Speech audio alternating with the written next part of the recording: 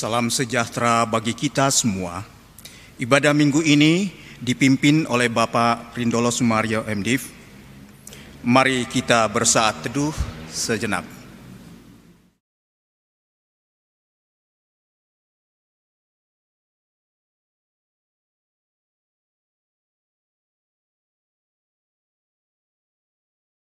Mari kita bangkit berdiri.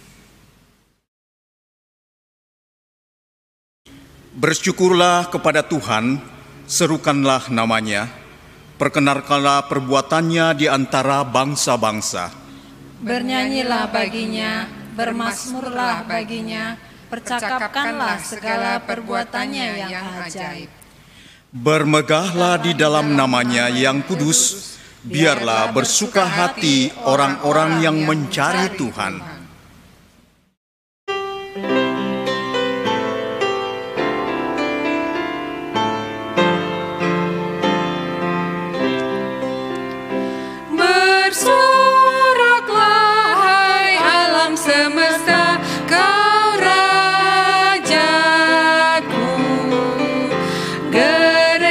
Bersyukur, bernada bermazmur di hati umatnya, pujian menggema, bersoraklah hai alam semesta, kau Rajaku.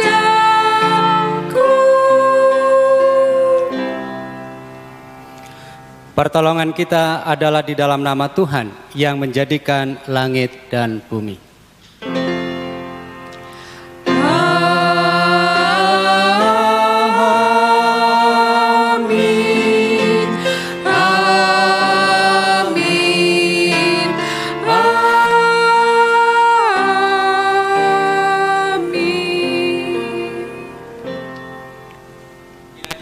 Allah Bapa melimpahkan kasih karunia dan damai sejahtera kepada saudara sekalian. Kini dan selamanya. Jemaat silakan duduk.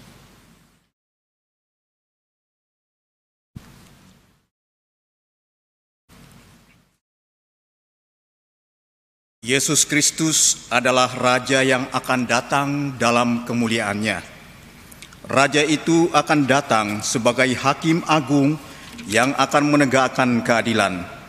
Sang Hakim Agung ini ternyata menghakimi dengan ukuran yang tidak lazim, yakni berdasarkan pada kehidupan yang memberi dan peduli kepada yang terkecil sebagai yang lemah dan tak berdaya. Bahkan, ia menempatkan dirinya sebagai yang terkecil supaya dapat menegakkan keadilan yang diwujudkan melalui kepedulian dan tindakan kepada mereka yang lemah dan tak berdaya. Raja itu juga yang tampil sebagai gembala yang akan menggembalakan mereka yang terluka dan tereksploitasi sesuai dengan tema ibadah minggu ini, Raja yang menggembalakan. Melalui tema ini, umat diajak untuk saling menggembalakan satu dengan yang lainnya.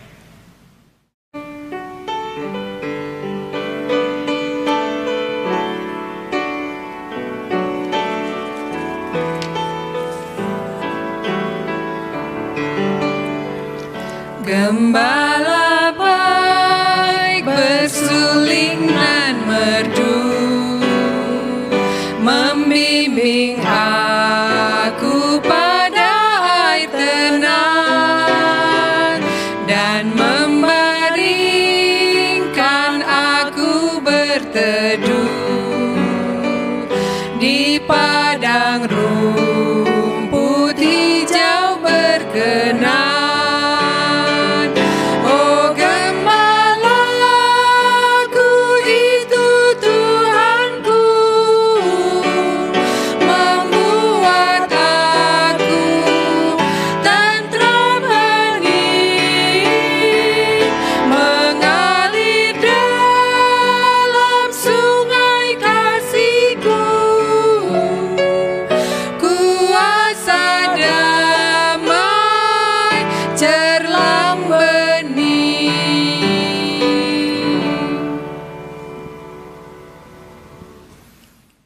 Saudara-saudara kekasih Kristus, Mari kita bersama-sama merenungkan seluruh dosa pelanggaran kita, khususnya di dalam hidup kita masing-masing. Mari kita berdoa secara pribadi.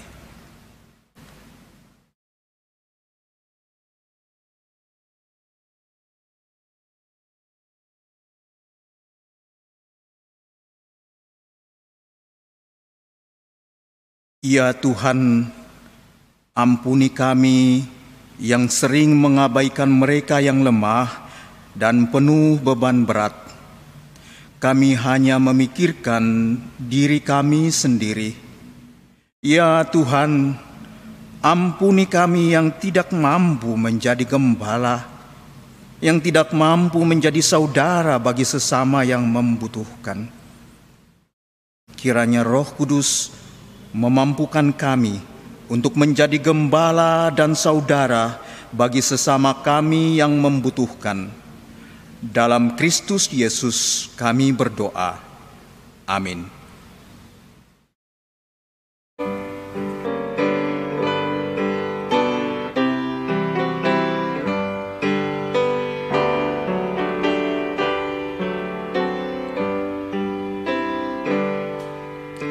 Dari gungkungan duka kelam, ya Tuhanku, ku datanglah, masuk terang-Mu bebas senang, ku datang padamu.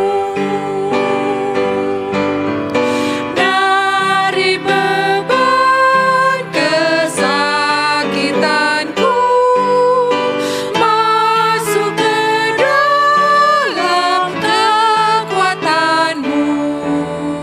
Dalam derita aku datang, ya Yesus Tuhanku.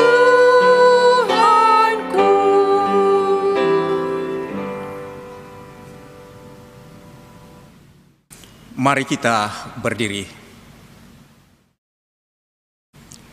Terimalah berita anugerah dari Tuhan bagi kita yang telah diampuninya.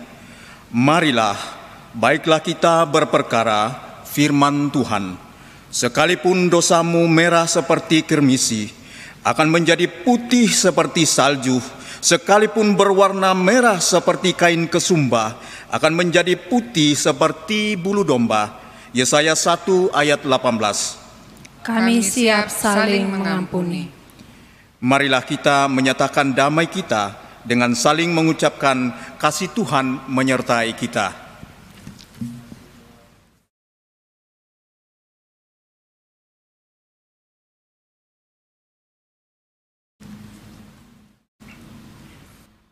Mari dengan sukacita kita sambut anugerah yang Tuhan berikan dengan menyanyikan PKJ 131 bait pertama, Ku yakin Tuhan tuntun langkahku.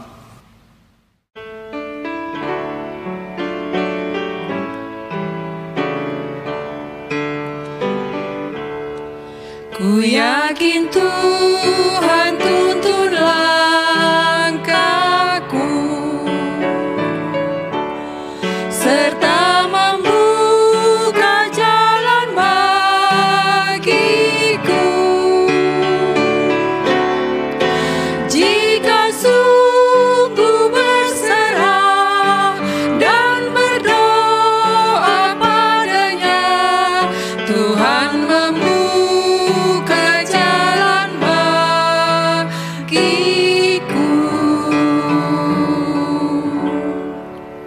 Jemaat dipersilakan duduk. Baik Bapak Ibu dan saudara-saudara yang saya kasih dalam Tuhan Yesus Kristus, sebelum kita membaca bagian-bagian firman Tuhan dan kita akan merenungkannya, mari kita tundukkan kepala dan kita berdoa. Bapa yang baik, Bapa yang kami kenal, yang kami muliakan di dalam Yesus Kristus, pada pagi hari ini ya Tuhan, sungguh kami bersyukur atas kasih setia Tuhan yang Tuhan terus limpah-limpahkan dalam kehidupan kami. Sehingga kami ada sebagaimana kami ada saat ini. Kami yakin dan percaya bahwa semuanya itu oleh karena kebaikan dan kemurahan-Mu.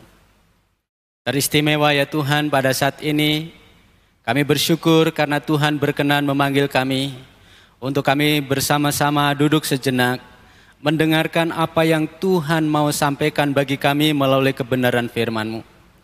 Biarlah firman yang akan kami dengar, yang akan kami renungkan bersama-sama, sungguh-sungguh itu akan menguatkan kami, meneguhkan iman kami, meyakinkan langkah-langkah kehidupan kami ke depan. Karena kami yakin dan percaya, kami tidak sanggup untuk menjalani kehidupan kami ke depan tanpa kekuatan dari kebenaran firman-Mu.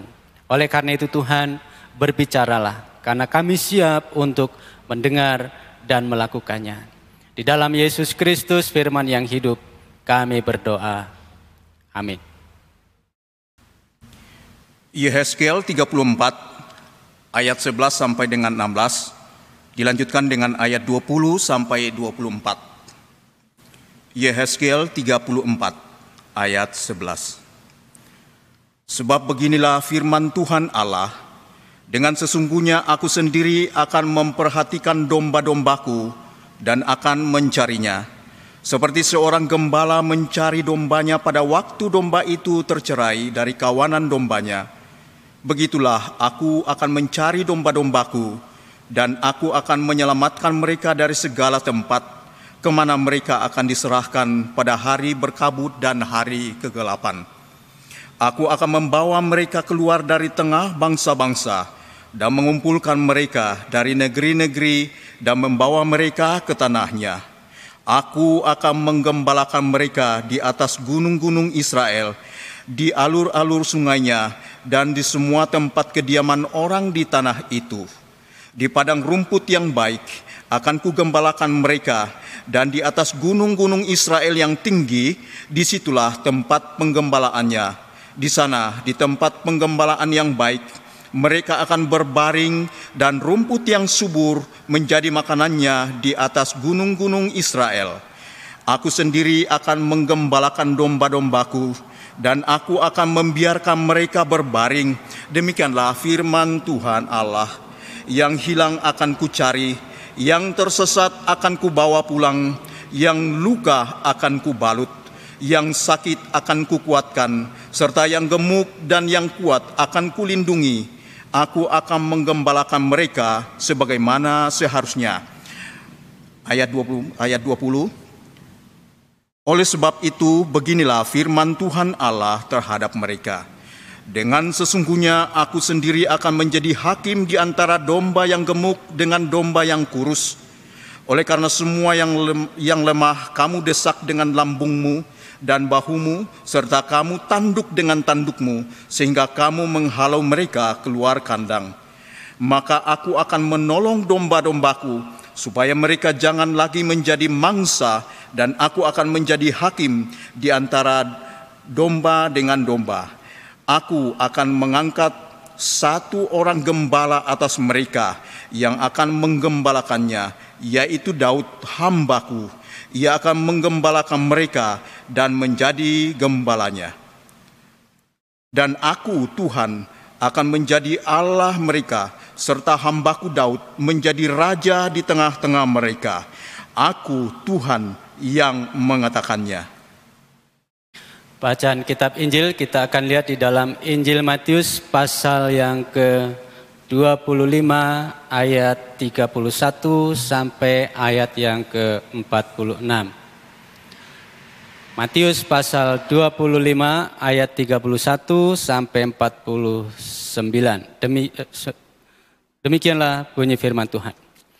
Apabila Anak Manusia datang dalam kemuliaannya dan semua malaikat bersama-sama dengan Dia, maka Ia akan bersemayam di atas tata kemuliaannya. Lalu semua bangsa akan dikumpulkan di hadapannya, dan Ia akan memisahkan mereka seorang daripada seorang, sama seperti gembala memisahkan domba dari kambing. Dan Ia akan menempatkan domba-domba di sebelah kanannya, dan kambing-kambing di sebelah kirinya. Dan raja itu akan berkata kepada mereka, yang di sebelah kanannya. Mari, hai kamu yang diberkati oleh Bapa-Ku, terimalah kerajaan yang telah disediakan bagimu sejak dunia dijadikan. Sebab ketika aku lapar, kamu memberi aku makan. Ketika aku haus, kamu memberi aku minum. Ketika aku seorang asing, kamu memberi aku tumpangan. Ketika aku telanjang, kamu memberi aku pakaian. Ketika aku sakit, kamu melawat aku. Ketika aku dalam penjara, kamu mengunjungi aku. Maka orang-orang benar itu akan menjawab dia, katanya, Tuhan, bila manakah kami melihat engkau lapar dan kami memberi engkau makan, atau haus dan kami memberi engkau minum? Bila manakah kami melihat engkau sebagai orang asing dan kami memberi engkau tumpangan, atau telanjang dan kami memberi engkau pakaian? Bila manakah kami melihat engkau sakit atau dalam penjara dan kami mengunjungi engkau? Dan raja itu akan menjawab mereka, Aku berkata kepadamu, sesungguhnya segala sesuatu yang kamu lakukan untuk salah seorang dari saudaraku yang paling hina ini, kamu telah melakukannya untuk aku. Dan ia akan berkata juga kepada mereka yang di sebelah kirinya, Enyahlah dari hadapanku, hai kamu orang-orang terkutuk, enyahlah ke dalam api yang kekal yang telah sedia untuk iblis dan malaikat-malaikatnya. Sebab ketika aku lapar, kamu tidak memberi aku makan. Ketika aku haus, kamu tidak memberi aku minum. Ketika aku seorang asing, kamu tidak memberi aku tumpangan. Ketika aku telanjang, kamu tidak memberi aku pakaian. Ketika aku sakit dan dalam penjara, kamu tidak melawat aku. Lalu mereka pun akan menjawab dia, katanya, Tuhan, bila manakah kami melihat engkau lapar atau haus, atau sebagai orang asing, atau telanjang, atau sakit, atau dalam penjara, dan kami tidak melayani engkau? Maka ia akan menjawab mereka, Aku berkata kepadamu, sesungguhnya segala sesuatu yang tidak kamu lakukan untuk salah seorang dari yang paling hina ini, kamu tidak melakukannya juga untuk aku. Dan mereka ini akan masuk ke tempat siksaan yang kekal, tetapi orang benar ke dalam hidup yang kekal. Demikianlah Injil Yesus Kristus. Yang berbahagia ialah mereka yang mendengarkan firman Tuhan dan yang memeliharanya. Haleluya. Haleluya. Haleluya. Haleluya.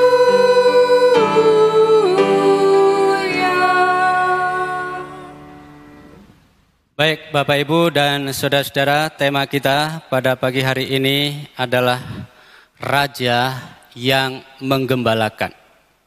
Raja yang menggembalakan. Kira-kira ya sekitar 40 tahun yang lalu lah ya. Saya seringkali ikut dengan om saya untuk apa? Untuk menggembalakan kerbau. Jadi dulu nenek saya itu punya kerbau antara 5 sampai 10 kerbau. Jadi om saya itu sebagai gembalanya dan seringkali saya ikut. Biasanya yang saya ingat itu ya, setiap kali jam 3 sore itu kerbau-kerbau itu dilepaskan dari kandang. Lalu cari rumput, kita mendampingi, kita bawa ya, lalu mereka makan rumput. Setelah udah kenyang, baru sekitar jam 5 baru kerbau-kerbau ini dibawa ke sungai, lalu kita mandikan. Saya ikut mandikan, biasanya pakai rumput ya, yang rumput yang agak kasar dan segala macam kita gosok ya. Setelah semuanya udah bersih baru dibawa ke kandangnya, lalu dikasih makan. Nah setelah dikasih makan lalu kita biasanya buat apa itu, asap-asap gitu ya, bakar-bakaran asap supaya apa, supaya nyamuk-nyamuk itu pada pergi, kira-kira begitu. Kemudian setelah itu baru malamnya kita tidur di situ, di tempat kandang itu. Besok paginya kita berangkat cari rumput ya, sampai siang pulang. Nanti jam 3 kita bawa cari rumput itu, kerbau-kerbau itu. Jadi saya punya gambaran bagaimana sih menjadi gembala itu kayak apa. Nah, Bapak Ibu dan saudara-saudara yang saya kasih dalam Tuhan Yesus Kristus, kalau kita baca, kita ikuti khususnya di dalam Yeskiel pasal yang ke-34 ya, ayat 1 sampai seterusnya ini, saya melihat ada 3 hal yang dicatat dalam Yeskiel pasal 34 ini. Yang pertama adalah berbicara tentang apa yang terjadi dengan gembala dan domba-domba itu. Itu yang pertama. Lalu yang kedua, Yeskiel 34 ini juga berbicara tentang yang seharusnya terjadi antara gembala dan domba. Harusnya itu seperti apa? Gitu ya. Kemudian yang ketiga berbicara tentang Allah sendiri akan tampil menjadi gembala. Itu menarik di dalam Yeskiel 34 ini. Mari kita lihat. Yang pertama, Yeskiel ini berbicara tentang apa yang terjadi. Itu dijelaskan di dalam ayat 1 sampai ayat yang ke-8 paling tidak. Apa yang terjadi?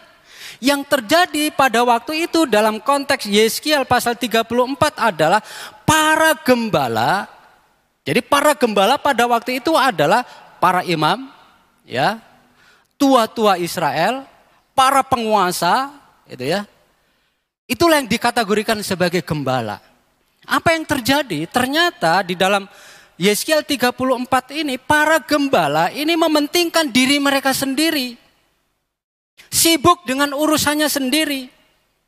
Dan yang lebih parah lagi adalah para gembala ini mengeksploitasi untuk kepentingan mereka sendiri. Di situ dikatakan, kamu suka dengan domba-domba yang gemuk-gemuk itu. Lalu apa itu bulu-bulunya kamu cukurin dan segala macam. Ini eksploitasi, bentuk eksploitasi.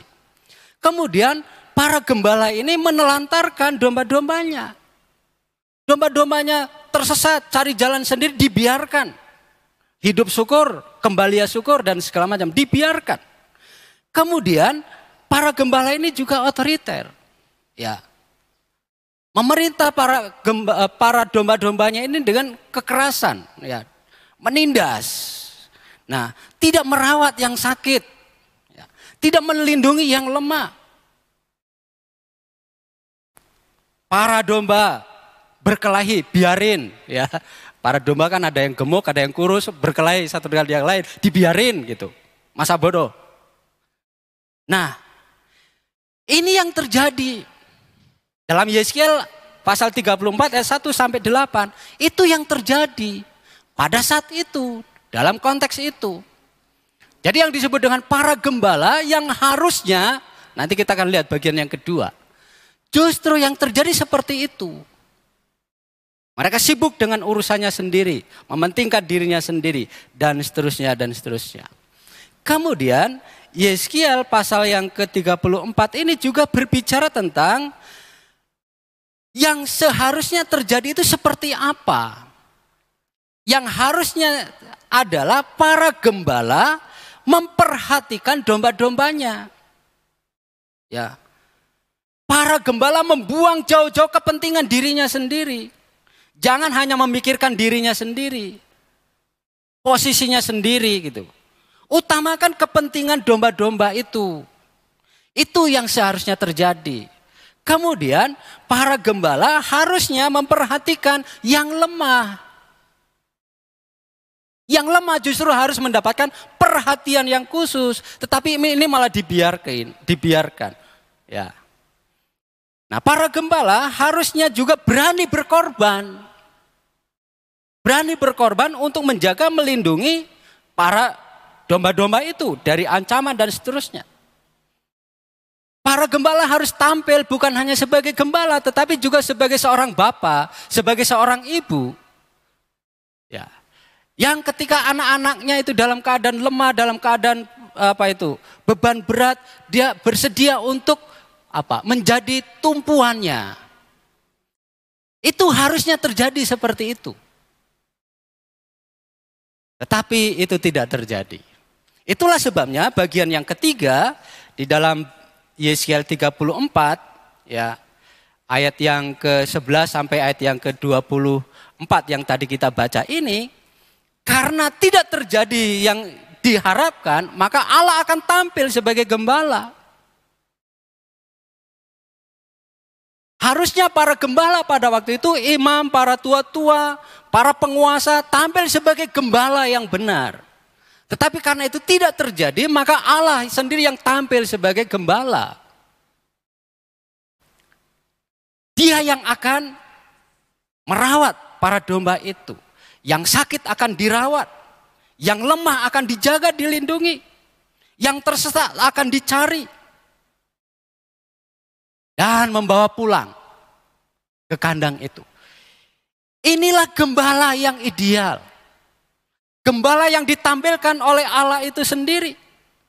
Bahkan puncaknya adalah Allah sendiri rela berkorban, mati di atas kayu salib. Itulah gembala yang agung.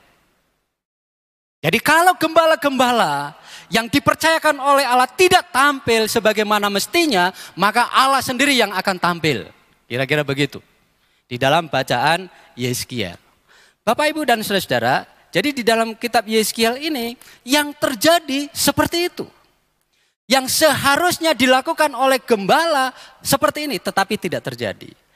Kemudian Allah akan tampil sebagai gembala. Itulah yang disebut sebagai gembala yang agung.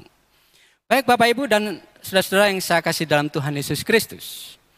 Mari kita lihat di dalam bacaan Matius pasal 25.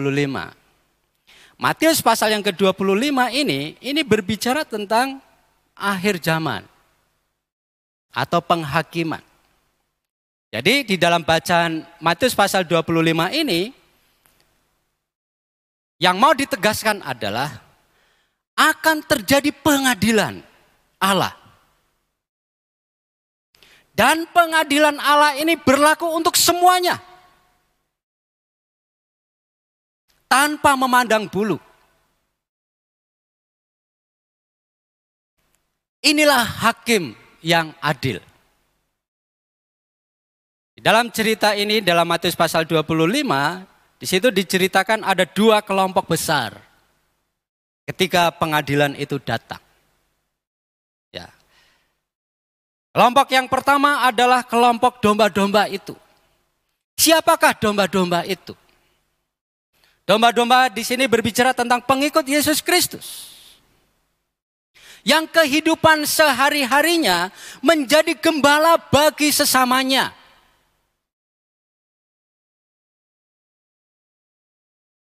Yang di dalam kehidupan sehari-harinya, dia betul-betul tampil sebagai gembala bagi sesamanya. Satu dengan yang lain. Ketika ada orang lapar, dia kasih makan. Ketika ada orang yang tidak punya pakaian, dia kasih pakaian, dan seterusnya, dan seterusnya. Itu kelompok yang pertama. Sedangkan kelompok yang kedua adalah kelompok kambing-kambing itu. Siapa mereka? Mereka ini adalah orang-orang yang tidak percaya kepada Kristus. Siapa mereka? Mereka ini adalah orang-orang Kristen KTP barangkali. Kristen tanpa pertobatan. Siapa mereka? Barangkali adalah orang-orang Kristen yang tidak mau taat kepada kebenaran firman Tuhan. Barangkali statusnya sebagai orang Kristen. Tetapi di dalam kehidupannya tidak melakukan apa yang diperintahkan oleh Tuhan. Dan semuanya orang akan diadili. Dan pengadilan Allah ini adil untuk semuanya. Bapak, Ibu, dan saudara-saudara yang saya kasih dalam Tuhan, suka atau tidak suka, itu akan diadili. Ya. Dan yang menarik di situ adalah kelompok yang pertama, si raja itu, si hakim yang agung itu mengatakan, mari engkau yang diberkati oleh Allah Bapa masuklah. Kemudian untuk kelompok yang kedua, bukan mari, tetapi enyahlah. Enyahlah. Ini dua kelompok yang dipertentangkan. Dua kelompok yang bisa dikatakan sangat kontras satu dengan yang lain. Bapak, Ibu, dan saudara-saudara yang saya kasih dalam Tuhan Yesus Kristus. Itulah kira-kira dua bacaan yang kita renungkan bersama-sama. Sekarang kita akan masuk di dalam bagian implikasinya. Apa yang Tuhan inginkan melalui kedua bacaan ini? Bapak Ibu yang saya kasih dalam Tuhan Yesus Kristus. Yang pertama, sesuai dengan teks Matius pasal 25 ayat 31 sampai 46, bukti bahwa kita benar-benar pengikut Kristus. Bukti bahwa kita benar-benar mengasihi Tuhan Yesus Kristus. Bukti bahwa kita benar-benar mengasihi diri kita sendiri adalah ketika kita tampil menjadi gembala bagi sesamanya.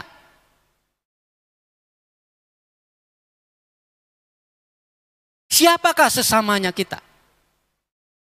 Yang pertama adalah orang-orang yang paling dekat dengan kita. Keluarga kita. Yang kedua adalah komunitas kita. Dan saudara-saudara kita yang lain. Ketika kita memperhatikan orang lain, sadar atau tidak sadar, kita sedang mengasihi Tuhan dan kita sedang mengasihi diri kita sendiri.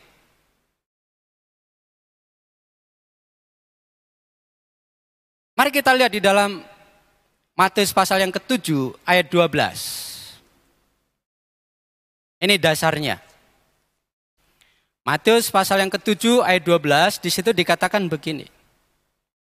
Segala sesuatu yang kamu kehendaki supaya orang perbuat kepadamu, perbuatlah demikian juga kepada mereka. Itulah isi seluruh hukum Taurat dan kitab para nabi. Itulah sebabnya tadi saya mengatakan ketika kita memperhatikan orang lain, sadar atau tidak sadar, kita mengasihi Tuhan dan mengasihi diri kita sendiri. Memperhatikan orang lain berarti memperhatikan diri kita sendiri. Mengasihi orang lain berarti mengasihi diri kita sendiri. Menolong orang lain berarti menolong diri kita sendiri. Menjadi teman bagi orang lain berarti kita menjadi teman bagi diri kita sendiri. Itu dasarnya di dalam Matius pasal yang ke-7 ayat 12. Segala sesuatu yang kamu kehendaki supaya orang perbuat kepadamu, perbuatlah demikian. Jadi ketika kita melakukan sesuatu untuk orang lain, kita sedang melakukan itu untuk diri kita sendiri. Ketika kita pelit dengan orang lain, kita sedang pelit dengan diri kita sendiri. Itu kira-kira. Itu bagian yang pertama. Yang kedua, ketika kita memperhatikan orang lain, kita sedang mengasihi Tuhan dengan sungguh-sungguh. Dasarnya di mana? Dasarnya di dalam Matius pasal yang ke-25 tadi. Itu ayat yang ke-40. Dan raja itu akan menjawab mereka, aku berkata kepadamu sesungguhnya segala sesuatu yang kamu lakukan untuk salah seorang dari saudaraku yang paling hina ini, kamu telah melakukannya untuk aku. Jadi ketika kita melakukan sesuatu untuk orang lain, apalagi orang lain itu dalam posisi yang sangat lemah, tak berdaya. Firman Tuhan katakan, kamu sedang mengasihi aku dengan sungguh-sungguh. Jadi bagian yang pertama ini, bukti bahwa kita sungguh-sungguh mengasihi Yesus Kristus. Bukti bahwa kita sungguh-sungguh atau benar-benar menjadi pengikut Kristus adalah ketika kita tampil sebagai gembala bagi orang lain. Bagi sesama kita.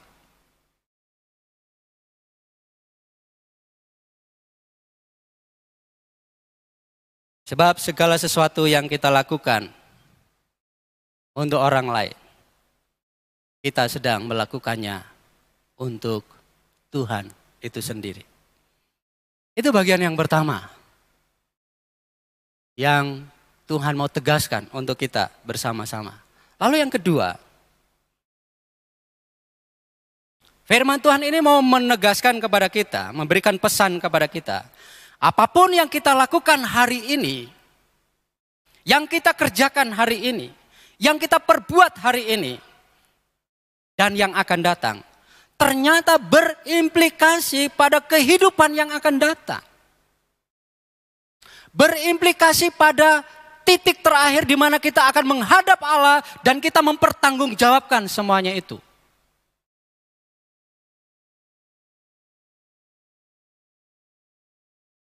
Karena teks Matius pasal 25 ini berbicara tentang pengadilan Allah.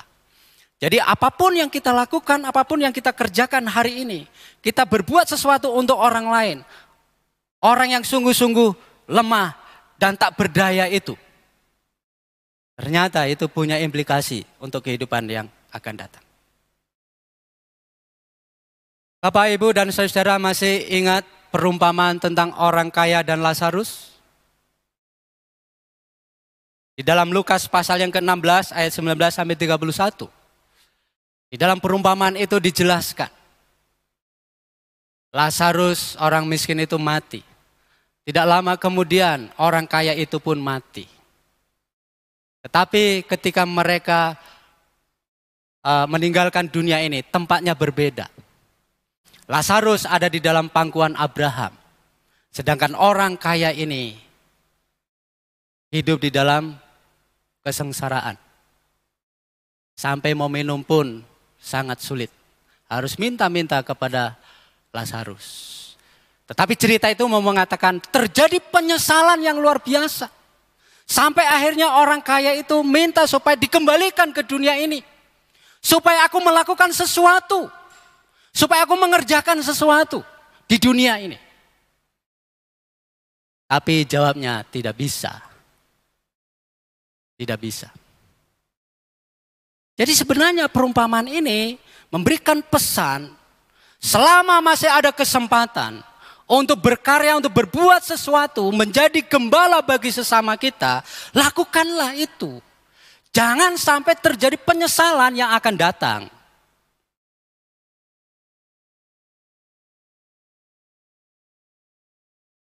Kematian datang seperti pencuri. Tidak terduga dan tidak pernah permisi. Beberapa hari yang lalu bukankah kita dikejutkan dengan peristiwa itu? Tiba-tiba saudara kita dalam keadaan sehat walafiat, tahu-tahu Tuhan panggil. Ya kan? Itulah kematian.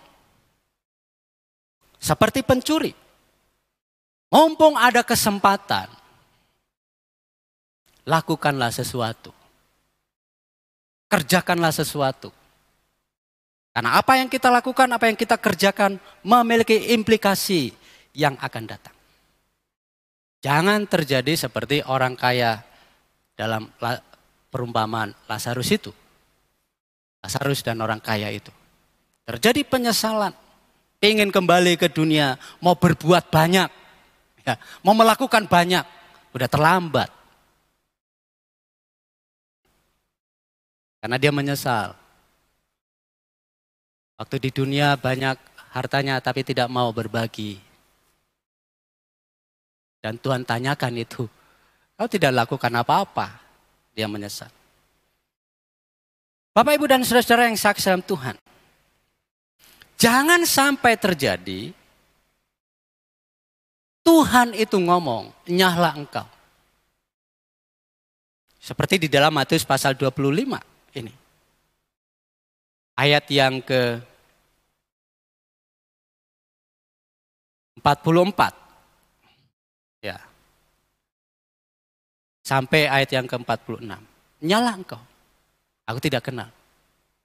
Sebab ketika aku ini kamu tidak lakukan apa-apa. Ketika aku begini-begini kamu tidak lakukan apa-apa. Ketika aku dalam posisi gini kamu tidak berbuat apa-apa. Nyahlah engkau. Bapak, Ibu, dan saudara-saudara yang saya kasih dalam Tuhan Yesus Kristus.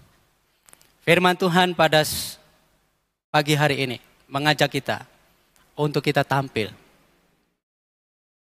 Menjadi gembala bagi saudara-saudara kita. Mari kita lakukan sesuatu bagi saudara-saudara kita. Karena apa yang kita lakukan, apa yang kita kerjakan, memiliki implikasi yang akan datang. Biarlah kita disambut oleh Tuhan itu.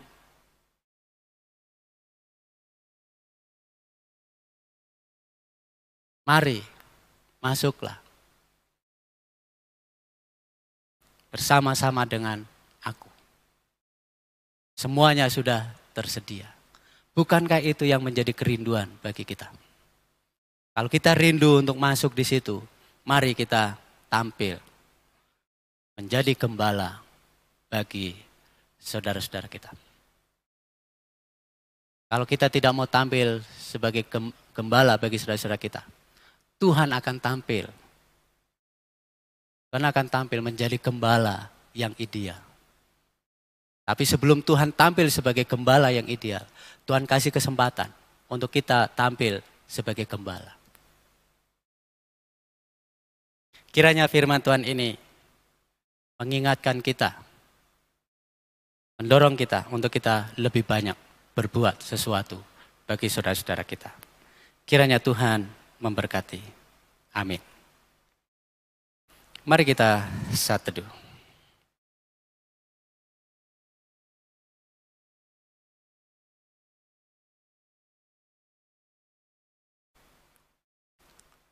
Amin. Mari kita akan mendengarkan persembahan pujian dari wilayah Cimahi, Tuhan adalah gembalaku.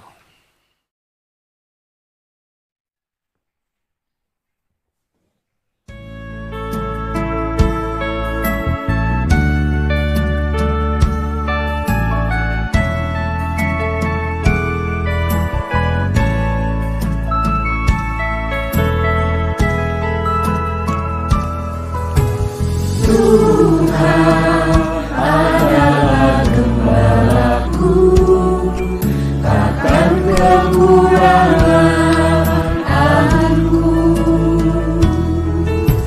Dia membaringkan aku di padang yang berumput hijau.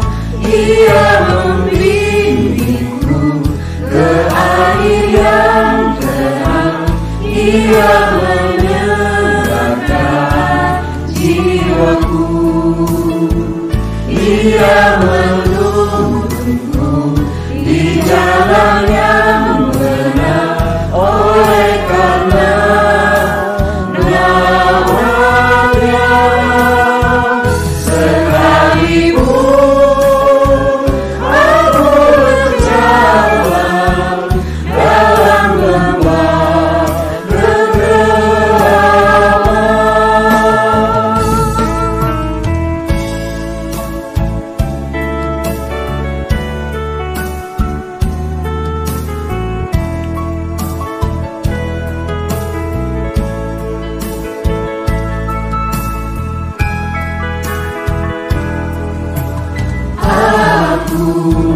tidak takut bahaya, sebab Engkau besertaku.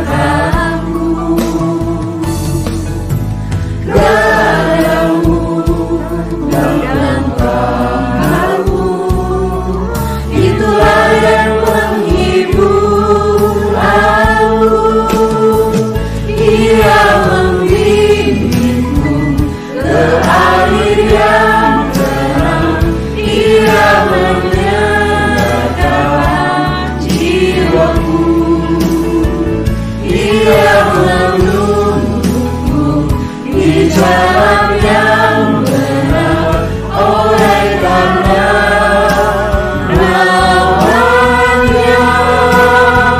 Sekalipun aku berjalan dalam lembah kegelapan, Dia membimbingku ke air yang tenang. Dia menyenangkan jiwaku. Dia menuntunku di jalan yang benar, oleh karena namanya. Sekalipun aku berjalan dalam lembah kegelapan, sebab aku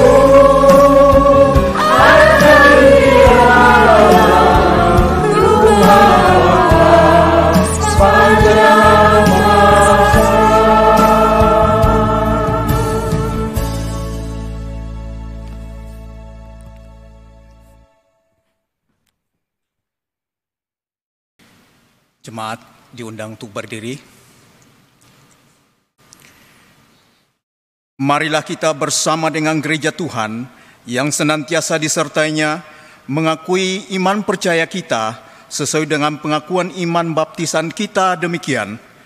Aku percaya kepada Allah, Bapa yang Maha Kuasa, Khalik langit dan bumi, dan kepada Yesus Kristus, anaknya yang tunggal Tuhan kita, yang dikandung dari Roh Kudus, lahir dari anak darah Maria, yang menderita sengsara di bawah pemerintahan Pontius Pilatus, disalibkan, mati dan dikuburkan, turun ke dalam kerajaan maut.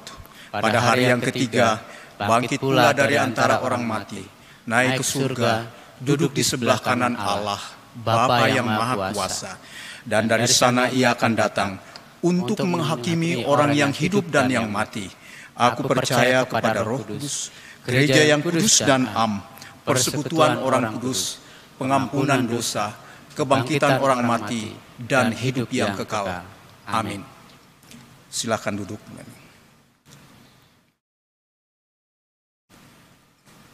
Majelis Jemaat mengucapkan selamat ulang tahun bagi anggota jemaat dan simpatisan yang berulang tahun pada tanggal 16 sampai 22 November.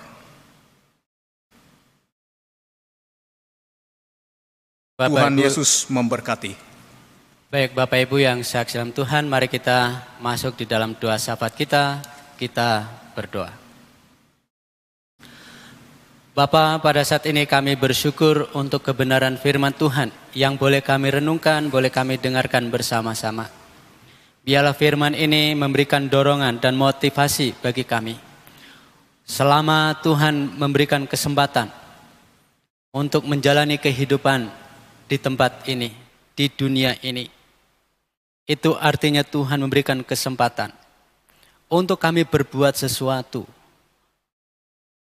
Untuk kami melakukan sesuatu bagi saudara-saudara kami yang sungguh-sungguh membutuhkan. Biarlah Roh Kudus yang akan menolong kami dan memimpin, menuntun apa-apa yang harus kami lakukan, apa-apa yang harus kami kerjakan. Terima kasih ya Tuhan untuk firman-Mu yang boleh mengingatkan kami kembali. Bapa, pada saat ini kami mau bersyukur bersama-sama dengan saudara-saudara kami yang berulang tahun dari tanggal 16 sampai 22 November ini. Kami yakin dan percaya bahwa mereka dapat melampaui perjalanan hidup mereka selama 1 tahun ini. Itu semata-mata oleh karena penyertaan dan kemurahan Tuhan. Dalam suka, dalam duka selama 1 tahun yang mereka jalani, Tuhan tidak pernah meninggalkan mereka. Oleh karena itu Tuhan, kami mau menyerahkan mereka untuk hari-hari mendatang. Biarlah penyertaan Tuhan, berkat Tuhan, kekuatan, kesehatan Tuhan limpah-limpahkan dalam kehidupan mereka. Supaya kehidupan yang mereka jalani adalah kehidupan yang sungguh-sungguh memuliakan dan mengagungkan Tuhan. Pakailah mereka untuk menjadi berkat bagi orang-orang yang ada di sekitarnya. Terima kasih ya Tuhan, terima kasih.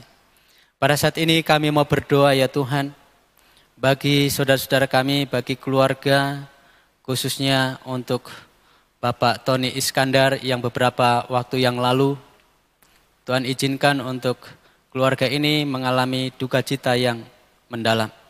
Oleh karena istri yang dicintainya telah dipanggil oleh Tuhan. Kami yakin dan percaya penghiburan dan kekuatan dari Allah Roh Kudus akan melimpah-limpah dalam kehidupan Pak Tony bersama dengan keluarga besarnya, anak, cucu, mantunya. Kami serahkan mereka semua ke dalam tangan Tuhan. Kami percaya Tuhan yang akan menggembalakan mereka secara ajaib. Kami juga mau berdoa ya Tuhan untuk keluarga dari Oma Lili Handayani yang beberapa waktu yang lalu juga mengalami duka cita yang luar biasa. Oleh karena anaknya, Ibu Linda, telah dipanggil oleh Tuhan. Mari ya Tuhan, Roh Kudus yang akan menguatkan, menghibur Oma Lili secara khusus. Dan juga untuk keluarga, suami dan juga anak, cucu, keluarga, saudara-saudaranya yang lain. Kami percaya bahwa rencana Tuhan adalah rencana yang paling indah. Semuanya ada di dalam rencana Tuhan. Meskipun secara manusia, barangkali kami tidak mengerti. Namun kami percaya Tuhan berkarya atas semuanya itu dengan sempurna. Biarlah keluarga besar yang ditinggalkannya dikuatkan dan dihiburkan oleh Tuhan. Bapa, pada saat ini kami terus berdoa ya Tuhan untuk keluarga lepas keluarga, jemaat GKI Pastur dimanapun mereka berada. Dalam kehidupan sehari-hari, dalam pekerjaannya, dalam usahanya, dalam menghadapi kesulitan-kesulitan, ancaman-ancaman khususnya virus corona yang sampai hari ini belum ada tanda-tanda membaiknya. Mari ya Tuhan, kiranya Engkau yang akan terus menolong, mendampingi, menguatkan, melindungi, menjagai seluruh anak-anak Tuhan. Jemaat simpatisan GKI Pastur ini. Di dalam perlindungan dan kekuatan yang dari Tuhan dan berkat yang dari Tuhan. Dalam masa-masa yang sulit seperti ini kami percaya Tuhan tampil sebagai gembala yang luar biasa yang paling mengerti setiap kondisi pribadi lepas pribadi, keluarga lepas keluarga. Dan Engkau akan memberikan yang terbaik bagi setiap kami. Bapa, kami serahkan semuanya ke dalam tangan-Mu ya Tuhan.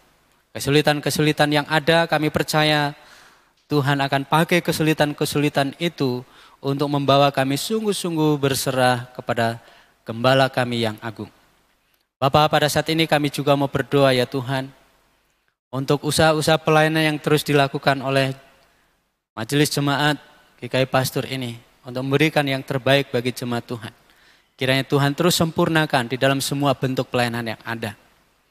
Bapa, pada saat ini kami juga mau berdoa untuk pemerintah dan bangsa kami Indonesia, yang terus menerus berjuang untuk keluar dari krisis ekonomi, krisis kesehatan, dan krisis-krisis yang lain.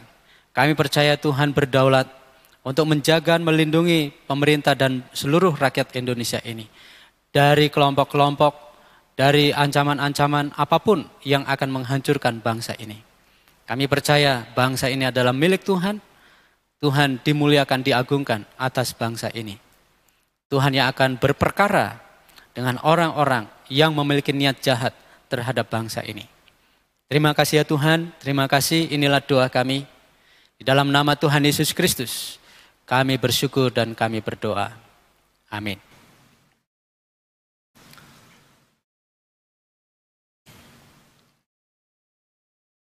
Marilah kita bersyukur atas pemeliharaan Tuhan dalam hidup kita. Rasa syukur ini akan kita wujudkan dalam bentuk persembahan. Seraya memberikan persembahan, marilah kita mengingat firman Tuhan yang akan kita baca bersama-sama dari Amsal 3 ayat 9 sampai dengan 10. Muliakanlah Tuhan dengan hartamu dan dengan hasil pertama dari segala penghasilanmu, maka lumbung-lumbungmu akan diisi penuh sampai melimpah-limpah, dan bejana pemeliharaanmu akan meluap dengan air buah anggurnya. Seraya kita memberikan persembahan, kita menyanyikan Kidung Jemaat 288, bait pertama dan kedua, Mari Puji Raja Surga.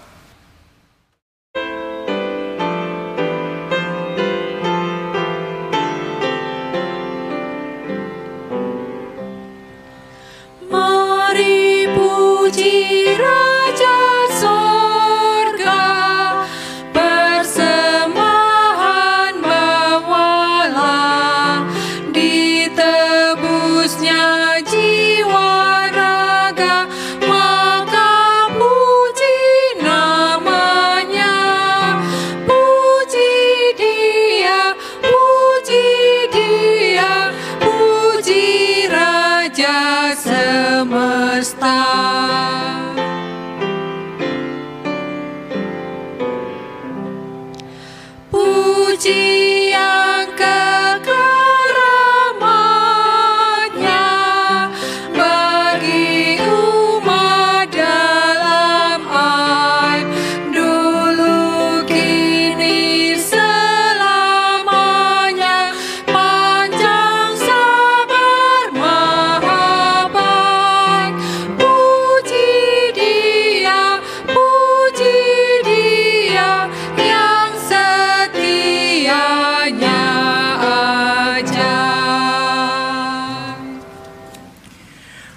Mari kita bangkit berdiri. Kita bawa di dalam doa. Sungguh Tuhan, pada pagi hari ini kami datang bersyukur, memuji, memuliakan nama Tuhan untuk kasih sayang Tuhan yang tidak pernah meninggalkan kami. Kami bersyukur bahwa pada hari ini kami diberikan kesempatan untuk memberikan persembahan kepada Tuhan yang sebenarnya asalnya daripada Tuhan. Ajar kami senantiasa bersyukur, memuji, memuliakan nama Tuhan untuk seluruh keberadaan kasih sayang Tuhan di dalam kehidupan kami. Dan ajar kami juga untuk mempersembahkan seluruh keberadaan kehidupan kami di dalam segala aktivitas kehidupan kami sehari-hari hanya ke dalam pengasihan Tuhan. Kami berdoa Tuhan, kiranya Tuhan yang menyertai untuk setiap yang mempergunakan persembahan ini menjadi berkat bagi sesama kami. Inilah doa kami Tuhan, sempurnakan dan ampuni salah dosa kami. Dalam nama Yesus Kristus kami datang kepadamu berdoa. Amin. Saudara-saudara yang dikasihi oleh Tuhan, Tuhan menghendaki saudara semua menjadi gembala dan saudara bagi sesama. Oleh karena itu, teladanilah gembala agung kita, yaitu Yesus Kristus. Kami siap meneladani Yesus Kristus menjadi gembala dan saudara bagi sesama.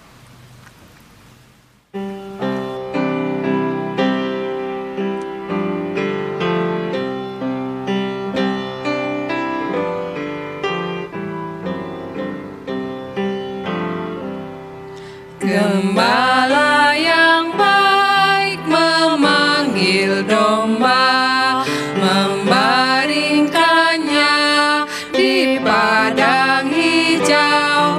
Domba dituntun ke air tenang. Gembala yang baik kenal dombanya.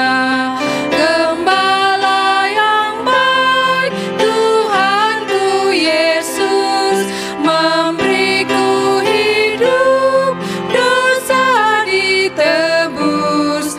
Gembala yang baik kenal dombanya, dipimpinnya terus di jalan lurus.